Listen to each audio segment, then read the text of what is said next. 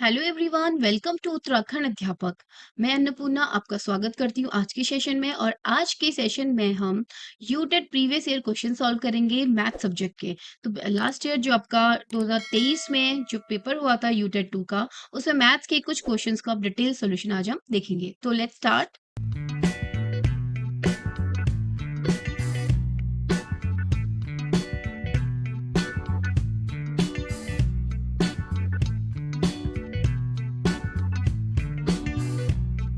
पहला क्वेश्चन है, यदि P और Q मिलकर एक कार्य को 12 दिनों में पूरा कर सकते हैं और Q और R मिलकर इसे 15 दिनों में पूरा कर सकते हैं और R और P मिलकर इसे 20 दिनों में पूरा कर सकते हैं, तो P को अकेले पूरा कार्य करने में कितने दिन लगेंगे? If P and Q together can complete a work in 12 days and Q and R together can complete it in 15 days and R and P together can complete it in 20 days, then how many days will P alone take to complete the task?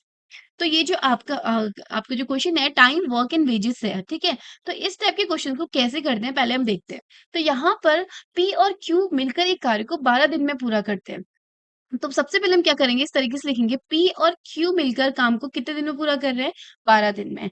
उसके बाद Q और are, इसका मतलब Q और are जब मिलके काम पूरा कर रहे हैं तो काम जो है 15 दिन में पूरा हो रहा है। और आर और पी मिलकर इस काम को पूरा कर रहे हैं 20 दिन में। तो हमें बताना है कि पी अगर अकेला काम को करता तो उसे कितने दिन लगते। तो ऐसे क्वेश्चन को करने के लिए हम क्या करेंगे, सबसे पहले हम निकालते हैं टोटल वर्क डन, यानी कि टोटल काम कितना है, टोटल वर्क निकालेंगे। टोटल वर्क कैसे निकालेंगे, ये जो आपको दे रखे हैं ना, ये डेज दे रखे हैं, नंबर ऑफ डेज। तो कितने दिनों में काम पूरा कर रहे हैं, तो टोटल वर्क हमारा क्या होगा, LCM of these three numbers, 12, 15 और 20। तो इन तीनों का एलसीएम मतलब इन तीनों का एक ऐसा नंबर निकालेंगे जो इन तीनों से डिविजिबल है, इन तीनों का भाग उसमें जाएगा। और वो छोटी से छोटी संख्या, यानी कि आप बोल सकते हो ऐसी छोटी संख्या जिसमें इन तीनों का भाग जाए। तो 12, 15, 20। तो ऐसी एक संख्या क्या होती है, 60। देखिए, 12 का भाग इसमें जाता है 5 टाइम्स, 15 का 4 बार जाता है, 20 का जो है वो आ, 3 बार जाता है। तो यहाँ पर हमने क्या निकाला, टोटल वर्क निकाला। अब यहाँ पर आपको एक और फॉर्मूला याद रखना है, efficiency. Efficiency is equal to होता है टोटल वर्क अपॉन या डिवाइडेड बाय, आप बोल सकते हो टाइम टेकन। ठीक है, एफिशिएंसी क्या होता है, एफिशिएंसी मतलब एक दिन में कितने कार्य करने की क्षमता आपके अंदर है, तो उसे बोलते हैं एफिशिएंसी। तो यहाँ पर हम इसको वापस देखते हैं। देखो, पी प्लस क्यू जो है 12 दिन में काम पूरा कर रहे हैं, क्यू और आर जो है 15 दिन में काम पूरा कर रहे हैं, आर और पी 20 दिन में पूरा कर रहे हैं। और हमने निकाल दिया टोटल वर्क, तो टोटल वर्क कितना हो गया हमारा, 60। ये हमारा टोटल वर्क हो गया। अब हम निकालेंगे एफिशिएंसी। एफिशिएंसी कैसे निकालेंगे, पहले निकालेंगे पी और क्यू की एफिशिएंसी। एफिशिएंसी हमने क्या बोला, 60 अपॉन 12। 60 अपॉन 12 क्यों किया, 60 टोटल वर्क है और टाइम जो है वो 12 दिन है। तो 60 अपॉन 12 कितना होता है, 5। एफिशिएंसी निकालेंगे, क्यू और आर की एफिशिएंसी कितनी है, 60 अपॉन 15, 15 चक्कू 60 होता है। आर और पी की एफिशिएंसी निकालेंगे, 60 अपॉन 20 यानी कि 3 होता है। तीनों की एफिशिएंसी निकाल ली है। अब तीनों की एफिशिएंसी हमने कैसे निकाली है, दो लोगों की एक दिन में कार्य करने की क्षमता कितनी है, 5। इसका मतलब ये है एफिशिएंसी का मतलब। क्यू और आर जो है मिलकर काम करते हैं और काम को 15 दिन में पूरा करते हैं, लेकिन एक दिन में वो कितना काम कर पा रहे हैं, 4 काम कर पा रहे हैं। आर और पी मिलकर एक दिन में जो है 3 काम कर पा रहे हैं। अगर हम तीनों को हम ऐड कर दें, अगर आप क्या करो, इसको इस इक्वेशन को ऐड कर दो, तो आप देखोगे यहाँ से P plus Q plus Q plus R plus P, left hand side जो है लेफ्ट हैंड साइड के साथ ऐड होता है। तो पी और पी यहाँ पे 2 बार है, तो ये जगह 2p plus 2q, Q 2 times आएगा और आर भी आपका 2 बार आएगा। और इधर जो है 5 4 9 3 12 हो जाएगा। अब यहाँ पे आप 2 कॉमन निकालोगे तो हमारे पास हो जाएगा p plus Q plus R equal to, यहाँ पर आप 2 कॉमन निकालेंगे, इक्वल टू 12। तो यहाँ से निकल जाएगा p plus Q plus R equal to 12 upon 2 that is 6। अभी p plus Q plus R equal to 6, इसका मतलब क्या है, इसका मतलब है अगर p क्यू आर तीनों मिलकर काम को पूरा करते हैं तो वो एक दिन में 6 काम कर पाते हैं, क्योंकि हमने एफिशिएंसी से निकाला है। ये एफिशिएंसी अलग अलग निकाली थी तीनों की जो दिए थे, फिर उनको ऐड किया तो हमें तीनों की एफिशिएंसी पता चल गई। अगर वो तीनों मिलकर काम को पूरा करते हैं तो एक दिन में 6 काम पूरा कर पाएंगे। अब यहाँ पर आप देखोगे हमें चाहिए पी का अकेला काम। अगर आप सेकंड वाले इक्वेशन में देखोगे, क्यू और आर की एफिशिएंसी है, यहाँ पर तीनों की एफिशिएंसी है। अगर हम इस वे से इसको माइनस कर दे तो हमें सिर्फ और सिर्फ पी की एफिशिएंसी पता चल जाएगी, पी की क्षमता पता चल जाएगी। तो हम क्या करेंगे अगली लाइन में, इसमें से इसको माइनस करेंगे। तो अब देखो P plus Q plus R ने किया, P plus Q plus R minus Q minus R, क्योंकि जब हम माइनस करते हैं जो प्लस वाला साइन क्या हो जाता है, चेंज हो जाता है, इक्वल टू 6 माइनस 4 2। तो क्यू और आर कैंसिल हो गए, हमें पी की एफिशिएंसी पता चल गई 2। पी की एफिशिएंसी 2 का मतलब है पी जो है एक दिन में 2 काम करता है, एफिशिएंसी। अब पी जो है एक दिन में 2 काम करता है, 2 वर्क पर डे, यही है, एक दिन में 2 काम कर सकता है। तो इसका मतलब उस पूरे काम को कितने दिन में करेगा, और पूरा काम कितना है 60। तो पी अकेले काम को पूरा करेगा तो कितना करेगा, टोटल वर्क अपॉन एफिशिएंसी। तो कितना हो जाएगा 30 डेज। इसका मतलब 30 दिन में अकेले अगर पी काम को करे तो 30 दिन में पूरा कर सकता है। Option number C is the correct answer of this question. तो इस तरह के क्वेश्चन को ऐसे ही किया जाता है। एक बार इसको ध्यान से देखते हैं, हमने क्या करना है, तीनों का काम लिखना है कितने दिन में कर रहे हैं, उनका एलसीएम निकालना है, जो उनका एलसीएम होगा वो हमारा क्या होगा, टोटल वर्क डन होगा। टोटल वर्क डन अगर आ जाता है तो उसको डिवाइड करोगे आप टाइम से, तो हमें एफिशिएंसी पता चलती है। एफिशिएंसी का मतलब है एक दिन में कितना कार्य करने की क्षमता है। तीनों इक्वेशंस की हमें एफिशिएंसी पता चल गई, तीनों को ऐड कर लेंगे तो पी क्यू आर तीनों मिलकर कितना एक दिन में काम कर सकते हैं, उनकी एफिशिएंसी पता चलेगी। उसमें से क्यू और आर की आप माइनस करोगे तो पी की एफिशिएंसी पता चलेगी। पी की एफिशिएंसी पता चलेगी तो आप पी का वर्क डन निकाल सकते हो या टाइम भी निकाल सकते हो। ठीक है। क्वेश्चन नंबर 2, 40 छात्रों की कक्षा में औसत अंक 86 है। यदि 5 सर्वश्रेष्ठ अंक हटा दिए जाएं तो औसत अंक एक कम हो जाता है। सर्वश्रेष्ठ 5 छात्रों के औसत अंक ज्ञात कीजिए। Average marks in a class of 40 students is 86. If the best 5 marks are removed, the average marks decreased by 1. Find the average marks of the best 5 students. तो यहाँ पर सबसे पहले आपको औसत का फॉर्मूला आना चाहिए, यानी कि एवरेज का फॉर्मूला आना चाहिए। एवरेज का फॉर्मूला होता है टोटल, अगर मार्क्स की बात करेंगे या आप बोल सकते हो टोटल मार्क्स, ठीक है, या आप बोल सकते हो सम ऑफ, यहाँ पे आप ये भी लिख सकते हो सम ऑफ, अगर स्टूडेंट्स की बात करें सम ऑफ स्टूडेंट, जो भी यहाँ पर होगा जितने भी संख्या होंगी उनका उनका सम अपॉन नंबर ऑफ स्टूडेंट्स। ठीक है, नंबर ऑफ स्टूडेंट। तो एवरेज का मतलब क्या होता है, जितना भी है आपके पास स्टूडेंट्स की, मार्क्स की बात करें तो सभी छात्रों की संख्याओं का योग बट्टे छात्रों की संख्या, ये होता है एवरेज। तो यहाँ पर आप देखो 40 छात्रों की कक्षा में औसत अंक 86 है, इसका मतलब एवरेज 86 है। टोटल जो नंबर ऑफ स्टूडेंट्स 40 है, तो ऊपर क्या होगा, मार्क्स, मार्क्स की बात करी गई है, तो यहाँ पर आप लिखेंगे 40 छात्रों के अंकों का योग। अब ना ये तो मैंने आपको सिर्फ स्टार्टिंग में बताया इसलिए मैंने पूरा लिखा, लेकिन जब भी ऐसे क्वेश्चन आता है आप सीधे क्या करेंगे, इन दोनों को मल्टीप्लाई करेंगे तो आपको इन 40 छात्रों के अंकों के योग पता चल जाएगा, सभी 40 छात्रों के अंकों का योग। तो यहाँ से हम 40 छात्रों के अंकों का योग कितना हो जाएगा, इन दोनों को मल्टीप्लाई कर लेंगे। तो हमेशा औसत के क्वेश्चन में इतना लिखने की जरूरत नहीं है, सीधा आपको ये याद होना चाहिए। ठीक है, आपको छात्रों की संख्या दिया, अंक दिए, तो उन दोनों को मल्टीप्लाई करो, आपको योग मिल जाएगा। तो यहाँ से हमें क्या मिल गया, 40 छात्रों के अंकों का योग, सॉरी, के अंकों का योग। तो 40 छात्रों के अंकों का योग कितना हो जाएगा, 86 इंटू 40। तो 4 से इसको मल्टीप्लाई कर देते हैं, 4 से जो 24, 4 अट्ठा 32 होता है, 33 34 3440 मार्क्स। ठीक है, 40 छात्रों के टोटल जो नंबर मिला के है ना वो कितने, 3440 है। ठीक है, और उनका जो औसत था 86 था। अब सेम चीज कह रहा है कि अगर 5 लोगों का हटा दिया जाए, यहाँ पे सर्वश्रेष्ठ लिखा है लेकिन आपसे 5 हटाएंगे। ठीक है, अब यहाँ पे 5 सर्वश्रेष्ठ अंक हटा दिए जाए, इस 40 छात्रों में से 5 लोगों के मार्क्स हटा दिए जाए तो कितने छात्र बचेंगे, 35 छात्र। अब अगर 5 हटा दिए तो औसत अंक एक कम हो जाता है, 35 छात्र हो गए तो औसत कितना हो जाता है, एक कम, एक कम मतलब 86 माइनस 1 दैट इज 85। तो 35 छात्रों का जो औसत हो गया, अंकों का औसत जो हो गया वो हो गया 85। तो 35 छात्रों के अंकों का योग कितना हो जाएगा, अंकों का योग कितना हो जाएगा, 35 तो छात्र हैं और औसत एक कम हो गया है तो 85। इन दोनों को मल्टीप्लाई कर देते हैं। ठीक है, तो 35 इंटू 85 आएगा 2975। आप इसको मल्टीप्लाई कर लीजिएगा। अब देखिए, सर्वश्रेष्ठ 5 छात्रों के औसत अंक ज्ञात कीजिए। 40 छात्रों के अंकों का योग इतना है, 35 छात्रों के अंकों का योग इतना है, तो 5 छात्रों के अंकों का योग कितना हो जाएगा, 5 छात्रों के अंकों जिनको हटाया है उनका योग कितना हो जाएगा, 3440 माइनस 2975 माइनस करेंगे, 10 में से 5 गया 5, 13 माइनस 7 इज 6, 13 माइनस 9 इज 4, ठीक है। और यहाँ पे हो गया 465 जो है पांच छत्रों के औसत, पांच छत्रों के अंकों का योग है। पर हमें अंकों का योग नहीं निकालना है, हमें निकालना है एवरेज। तो छात्र हैं 5, टोटल मार्क्स हैं इतने, तो average of the marks of 5 students is equal to हो जाएगा 465 अपॉन 5, 5 नम होता है 45, एक बचता है 5 तिया होता है 15, 93 is the average marks of 5 students. तो option number C is the correct answer of question number. Next question is यदि x plus Y equal to 2a तो a upon X minus A plus A upon Y minus A का मान बताना है। तो ऐसे question को जब भी आप करते हो, जिसका भी वैल्यू निकालना है, पहले उसको सॉल्व करने की कोशिश करो। क्या पता उसको सॉल्व करते हुए हमें ये चीज वहां अप्लाई हो जाए डायरेक्ट, ज्यादा एफर्ट ना डालने पड़े। तो हम जो हमें निकालना है उसको लिखते हैं a upon X minus A plus A upon Y minus A. अब हम क्या करेंगे, अगर यहाँ पे दो चीजें, आप सीधे एलसीएम लो, या पहले आप एक चीज कर सकते हो, ए कॉमन निकाल सकते हो ऊपर। दोनों के अंश में ए है तो ए कॉमन निकाले, यहाँ बचा 1 upon X minus A plus यहाँ बचा 1 अपॉन वाई माइनस ए। अब अंदर क्या करेंगे, आप एलसीएम ले लो, LCM will be X minus A into Y minus A.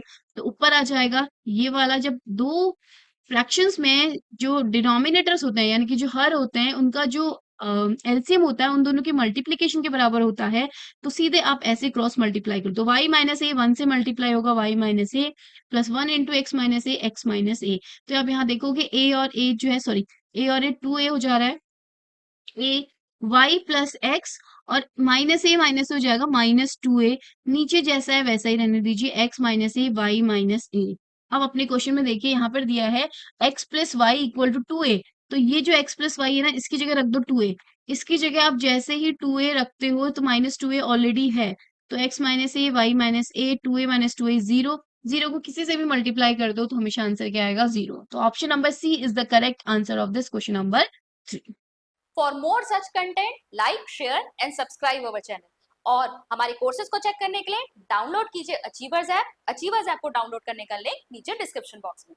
Next question is एक मिश्र धातु के 400 ग्राम में जस्ता और तांबा 5:3 के अनुपात में है और अनुपात को 5:6 में बदलने के लिए कितने ग्राम तांबा मिलाया जाना चाहिए। And 400 grams of an alloy zinc and copper are in the ratio 5:3। आपको जिंक और कॉपर का रेशियो दिया है 5:3। Accordingly, how many grams of copper should be added to change the ratio to 5:6? वो बोला कि 5:3 को चेंज कर दो 5:6 में। जिंक ऐसी है, कॉपर में चेंज कर रखा है, 3 का 6 करना है। तो कैसे करेंगे, और टोटल जो आपके पास है ना, टोटल जो अलॉय है वो कितना है, 400 ग्राम है, तो 400 ग्राम में यहाँ भी बटा है यहाँ भी बटा है। तो इसके दो तरीके हैं, एक तो सिंपल सा तरीका हम करते हैं, रेशियो एंड प्रोपोर्शन का एक शॉर्टकट तरीका होता है। 5 और 3 टोटल मिला के कितना हो गया, 8। 8 जो भाग है वो किसके बराबर है, 400 के बराबर। मतलब रेशियो का टोटल किया तो 8 है, ग्राम में टोटल किया तो 400 ग्राम है, लेकिन होंगे तो दोनों इक्वल। तो 8 पार्ट किसके बराबर हो गया, 400 ग्राम के इक्वल हो गया। 8 पार्ट 400 ग्राम के इक्वल होगा तो 3 पार्ट किसके बराबर हो जाएगा, 400 बट्टे 8 गुणा 3। तो 8 पंजे 40 हो गया, कितना हो गया, 150 ग्राम। अब आप देखो यहाँ पे रेशियो 3 है, यहाँ पे रेशियो 6 है, इस 3 को 3 6 में जाने के लिए प्लस 3 तो करना पड़ेगा। तो कितना बढ़ाना पड़ेगा, 150 ग्राम, क्योंकि 3 रेशियो का 3 भाग का मतलब है 150 ग्राम, तो 150 gram is the right answer. ठीक है, एक ऐसे है, दूसरा तरीका आप इसको ऐसे कर सकते हैं, थोड़ा सा लॉन्ग कट्स करेंगे। तो आप कैसे करेंगे, देखिए जिंक 400 ग्राम है, जिंक का पार्ट कितना है 5, जब भी रेशियो दिया होता है 5:3 और टोटल जो है 400 ग्राम है, तो हम हर एक का हिस्सा निकाल सकते हैं। तो जिंक का हिस्सा निकालने के लिए आप क्या करोगे, जिंक का जो रेशियो है, जिंक का जो पार्ट है 5 अपॉन दोनों का ऐड करेंगे 8 इंटू टोटल कितना ग्राम है अलॉय 400, तो 8 पंजे 40 हो गया, और ये कितना होगा 250 ग्राम। 250 ग्राम अगर जिंक को होगा तो कॉपर कितना होगा, या तो ऐसे निकालो 3/8 इंटू 400, या फिर सीधे 400 में से माइनस कर दो, क्योंकि 400 में से दोनों में बटा हुआ है। एक को 250 ग्राम मिला, दूसरे को 400 माइनस 250 यानी कि 150 ग्राम मिलेगा। कॉपर का हिस्सा कितना है 3 भाग, जिंक का हिस्सा कितना है 5 भाग। अब अगर 3 भाग 150 ग्राम है, अब हमें कॉपर को 6 में बदल देना है, तो 6 भाग कितना हो जाएगा, 6 भाग कितना हो जाएगा, 150 बटे 3 गुणा 6, तो 3 दूनी 6 यानी कि 300 ग्राम। 300 ग्राम यानी कि 6 भाग हो गया 300, 3 भाग है 150 ग्राम। हमें कॉपर को 150 से 300 में पहुंचाना है, तो इसका मतलब क्या होगा, 300 माइनस 150 कितने की वृद्धि करी गई है, 300 माइनस 150 दैट इज 150 ग्राम की वृद्धि करिए। तो ऐसे भी आप इसको कर सकते हो। तो option number B is the correct answer. यानी कि 150 ग्राम में 150 और मिक्स करोगे तो आपको क्या हो जाएगा, जो कॉपर है वो कितना हो जाएगा, 6 में आ जाएगा। नेक्स्ट क्वेश्चन इज, जब किसी भिन्न के अंश और हर में से एक घटाया जाता है तो वह भिन्न 1/3 हो जाती है, और जब उसी भिन्न के अंश और हर में एक जोड़ा जाता है तो वह 1/2 हो जाती है। तो तदनुसार उस भिन्न के अंश और हर का योग क्या है? न्यूमरेटर और डिनोमिनेटर निकालने हैं, फिर उन दोनों का सम निकालना है और वही हमारा आंसर होगा। तो when one is subtracted from the numerator and denominator of a fraction, तो इस क्वेश्चन को इस तरीके से करेंगे, सपोज न्यूमरेटर x है, डिनोमिनेटर y है, तो fraction is x plus x upon y। One is subtracted from the numerator and denominator, ऊपर से भी -1 करना है, नीचे भी -1 करना है, तो हमारी फ्रैक्शन बन जा रही है 1/3। इसको फटाफट से हम क्या करेंगे, बहुत जल्दी जल्दी से सॉल्व कर लेंगे। Cross multiplication 3 into X, 3x minus 3 equal to Y minus 1। यहाँ से हो जाएगा 3x minus Y equal to 2, equation number 1। Second कह रहा है कि अगर x और y में 1 ऐड कर दें, one is added to numerator and denominator of the same fraction, X दोनों इसी फ्रैक्शन के न्यूमरेटर और डिनोमिनेटर में 1 को ऐड कर दे तो इट बिकम्स 1/2। इसको भी फटाफट सॉल्व करेंगे तो 2x plus 2 equal to Y plus 1। तो यहाँ से हमारी इक्वेशन आ जाएगी, इसको यहाँ लिख देते हैं इसके नीचे, 2x y इधर जाएगा माइनस वाई, 2 इधर जाएगा -2, 1 माइनस 2 इज -1, इक्वेशन 2। इक्वेशन 1 और 2 को क्या कर देते हैं, सब्ट्रैक्ट। सब्ट्रैक्ट क्यों करा, क्योंकि जो वेरिएबल्स है ना उनकी कोफिशिएंट y, एक वेरिएबल का कोफिशिएंट सेम होना चाहिए, तो यहाँ तो ऑलरेडी सेम है, y के कोफिशिएंट -1 है, यहाँ भी -1 है, दोनों को सब्ट्रैक्ट कर देते हैं। और जब भी सब्ट्रैक्ट यानी कि घटाते हैं तो जिसको घटाते हैं उसके साइन क्या हो जाते हैं, चेंज। माइनस था प्लस हो गया, प्लस था माइनस हो गया, माइनस था प्लस हो गया, जी प्लस वाई है माइनस वाई है, दोनों कैंसिल हो गए। 3x में से 2x माइनस करोगे तो x आ जाएगा, और 2 और 1 क्या हो जाएगा, 3। x इक्वल टू 3 आ गया, x 3 आ गया। किसी भी दो इक्वेशन में से किसी भी एक इक्वेशन में x की वैल्यू पुट करते हैं और हम y की वैल्यू निकालेंगे। तो फ्रॉम 1 क्या हो जाएगा, ये फ्रॉम 1 ये 3 into 3 minus Y equal to 2, तो 3 3 जो होता है 9, तो minus Y equal to 2 minus 9 that is -7। तो y आपका कितना हो गया, 7। x हो गया 3, y हो गया 7, यानी कि अंश हो गया 3, हर हो गया 7। तो हमारे भिन्न हो गए 3/7, बट भिन्न नहीं बताना है, अंश और हर का योग बताना है। तो x प्लस वाई हमारा हो जाएगा 3 + 7 that is 10। Option number A is the correct answer. ठीक है, इस तरीके से हम क्या करेंगे, फ्रैक्शन के क्वेश्चंस को करेंगे। अब नेक्स्ट क्वेश्चन इज, एक कार 48 किलोमीटर पर आवर की गति से एक निश्चित यात्रा 10 घंटे में पूरी कर सकती है। उस दूरी को 8 घंटे में तय करने के लिए कार की गति में कितनी वृद्धि होनी चाहिए? A car can complete a certain journey in 10 hours at a speed of 48 kilometre per hour. To cover the same distance in 8 hours, by how much should the speed of the car be increased? तो पहले जो car है, question from speed distance and time. तो पहले जो क्या है, हमें फॉर्मूला आना चाहिए इसका, speed equal to distance upon time, distance equal to speed into time. ये फॉर्मूला आपके बेस है, इस चैप्टर का बेस है। अगर ये नहीं आता फिर क्वेश्चन आपसे सॉल्व नहीं होगा। ठीक है, तो यहाँ पर पहले आधा हिस्सा करेंगे कि कार जो है 48 किलोमीटर प्रति घंटा की गति से एक निश्चित यात्रा 10 घंटे में पूरी कर सकती है। तो हम उस दूरी को निकालते, जो यात्रा है वो दूरी को निकालते कि आखिर उसने कितनी यात्रा पूरी करी। तो पहला पार्ट क्या है, स्पीड दे दिया 48 किलोमीटर पर आवर, और आपको टाइम भी दे दिया है 10 घंटा। ठीक है, आपको पूछा डिस्टेंस क्या होगा, तो distance is speed into time, यानी कि 48 इंटू 10, और आपका जो डिस्टेंस है वो कितना है, 480 किलोमीटर। इसका मतलब 48 किलोमीटर प्रति घंटा की गति से 10 घंटे में 480 किलोमीटर की दूरी तय करी गई। अब बोला कि उसी दूरी को, यानी कि इस 480 किलोमीटर को ही 8 घंटे में तय करना है, टाइम दे दिया। तो अब स्पीड कितनी होनी चाहिए, तो speed equal to distance upon time, 480/8, 8 से घट चले 60 होना चाहिए। अब जो स्पीड होनी चाहिए वो 60 किलोमीटर पर आवर होनी चाहिए, अगर आपको उसी डिस्टेंस को 8 घंटे में पूरी करना है तो। अब क्वेश्चन पूछ रहा है कि इसमें कार की गति में कितनी वृद्धि होनी चाहिए। क्वेश्चन ये नहीं पूछ रहा है कि अब कितनी स्पीड होनी चाहिए, आप पूछ रहा है कि कितनी वृद्धि होनी चाहिए। पहले तो स्पीड थी 48 किलोमीटर पर आवर, अब जो स्पीड हो गई 60 किलोमीटर पर आवर, तो इंक्रीज कितना हो गया, कितना इंक्रीज हो गया, इंक्रीज स्पीड कितनी हो गई, 60 minus 48 that is 12 kilometre per hour की स्पीड क्या करनी पड़ेगी, बढ़ानी पड़ेगी, तभी 8 घंटे में वो डिस्टेंस पूरी होगी। तो option number B is the correct answer of this question. Question number 7 is 2160 is written as 2 की पावर a into 3 की पावर b into 5 की पावर c। तो हमें इसकी वैल्यू बतानी है। तो पहले मैं इसको थोड़ा सा क्लियर लिख लेती हूँ। 2160 को लिखा है 2 की पावर a इंटू 3 की पावर b इंटू 5 की पावर c। हमें वैल्यू निकालनी है 3 की पावर a इंटू 2 की पावर माइनस b इंटू 5 की पावर माइनस c। इसका वैल्यू हमें बताना है।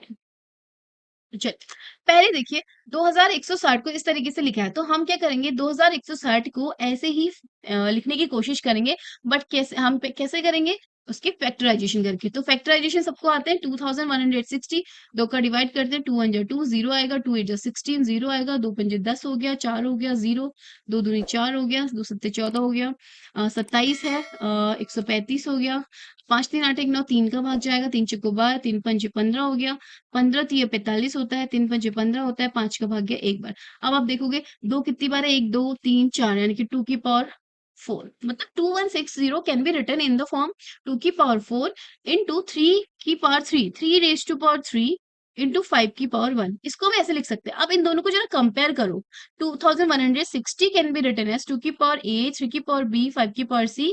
तो a b c हमें मिल गया, तो यहां से a is 4, b is 3 and c is 1।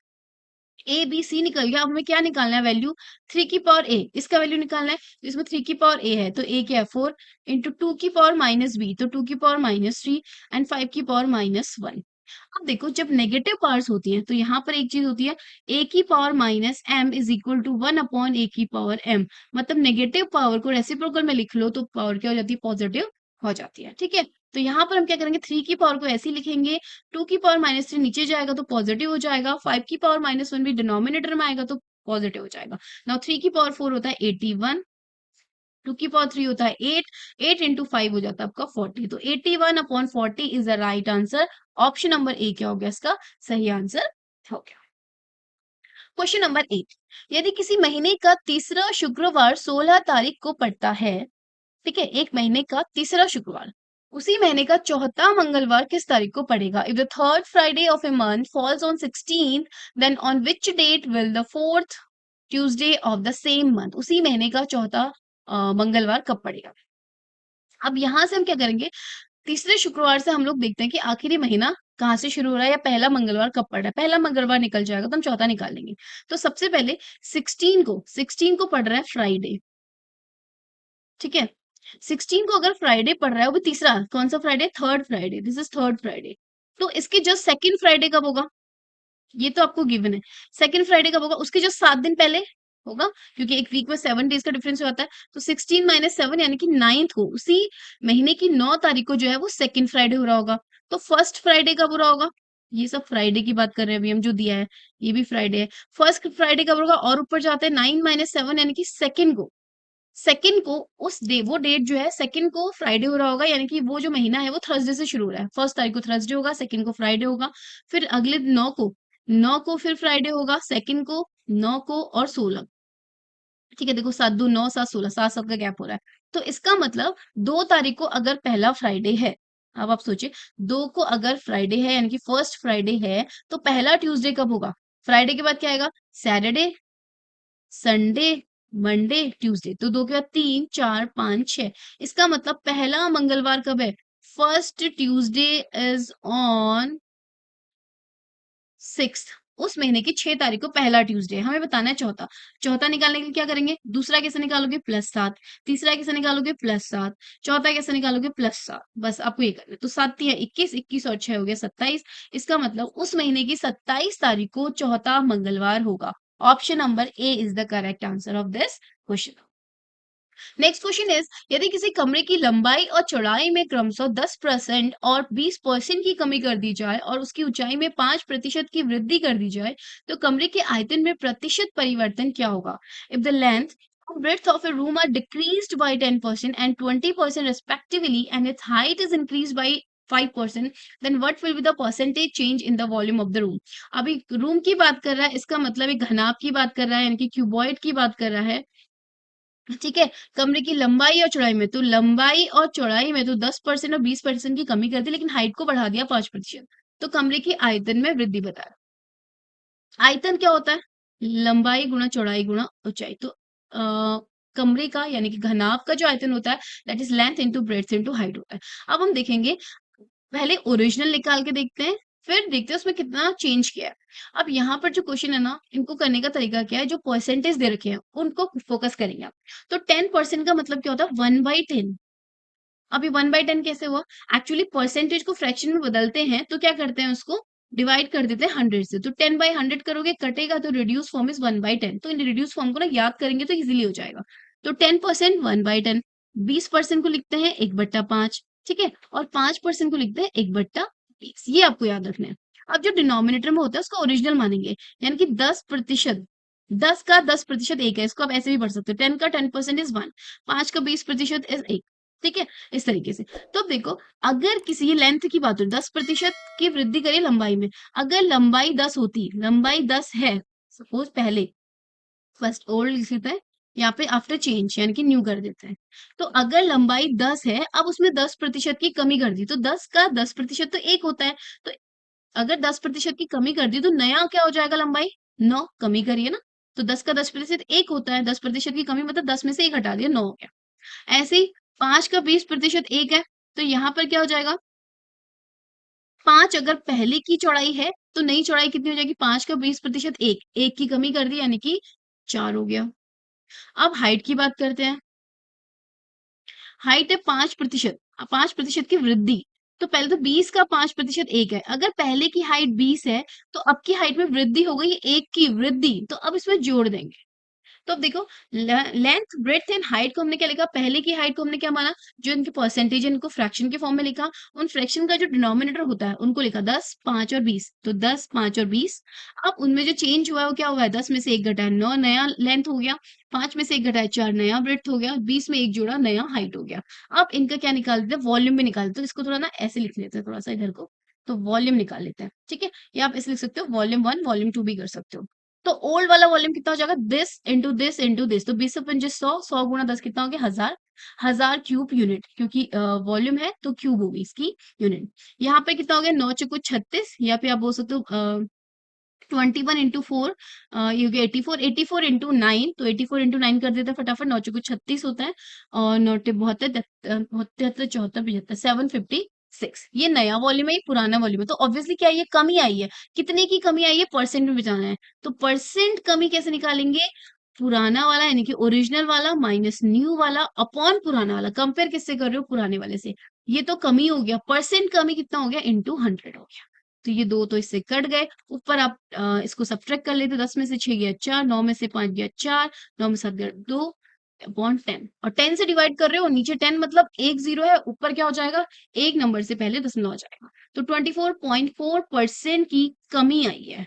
तो option number A is the correct answer. तो कभी कभी ना इसमें तो सीधे सीधे परसेंट दे रखा है, कभी कभी ऐसे भी आता है 24, what is the percentage change बोला ना क्वेश्चन में, ये नहीं बोला कितनी की कमी आई या वृद्धि हुई। तो यहाँ पर दिख सकता है 24.4% कमी, वृद्धि, ऐसे कंफ्यूज कर सकता है आपको। तो इसलिए पूरा आप अच्छे से करेंगे, कमी आई है तो कमी वाले को ऑप्शन को करेक्ट करेंगे। तो फिलहाल यहाँ पर तो ऑप्शन नंबर ए क्या है इसका करेक्ट आंसर है। नाउ नेक्स्ट क्वेश्चन इज, यदि संख्या 513241 पी है यहाँ पर एक, 3 से विभाज्य है तो पी के स्थान पर कौन सा अंक आएगा। हमारी संख्या है 513241 पी, और ये जो है 3 से विभाजित है। और 3 से विभाजित मतलब 3 की डिविजिबिलिटी आपको पता होनी चाहिए। कोई भी बड़े से बड़ा नंबर 3 से विभाजित तब होता है अगर उसके सभी डिजिट्स का सम, सभी अंकों का योग, सम ऑफ डिजिट्स जो होगा किससे डिवाइड होगा, डिजिट्स डिविजिबल बाय 3। अगर सम ऑफ डिजिट्स भी क्या होगा, 3 से डिवाइड होता होगा, तो तभी वो पूरा नंबर 3 से डिवाइड होगा। तो पहले ना जितने नंबर दिए उनका सम कर लेते हैं। तो 5 और 1 6, 6 3 9, 2 11 और 4 15, 16 और 6 हो गया 22। तो 22 प्लस पी, तो 22 में कितना ऐड करें कि वो जो नंबर है 3 से विभाजित होगा। ठीक है, तो भाई ऑप्शन चलते हैं, पहला है 8, तो पी की जगह 8 रखो। तो 22 प्लस 8 यानी कि 30। यस, ये तो पहला ही नंबर मिल गया। तो 30 3 से विभाजित होता है, तो पूरी संख्या यानी कि यहाँ पर 8 रखेंगे ना, तो संख्या क्या हो जाएगी, 3 से विभाजित हो जाएगी। तो ऑप्शन नंबर ए क्या हो गया इसका करेक्ट आंसर हो गया। बाकी आप चेक कर सकते हैं, 6 रखोगे तो कितना बनेगा, 28, जो कि नहीं होता है। 7 रखोगे तो 29 नहीं होता है। 9 रखोगे तो 31, वो भी डिवाइड नहीं होता 3 से। ठीक है, तो ये थे आपके 2023 में यूनिट 2 में मैथ्स के आए हुए कुछ क्वेश्चंस। बचे हुए क्वेश्चंस को हम अगली सेशन में पूरा करेंगे। तब तक आप लोग प्रैक्टिस करिए and keep watching, keep practising. Thank you everyone.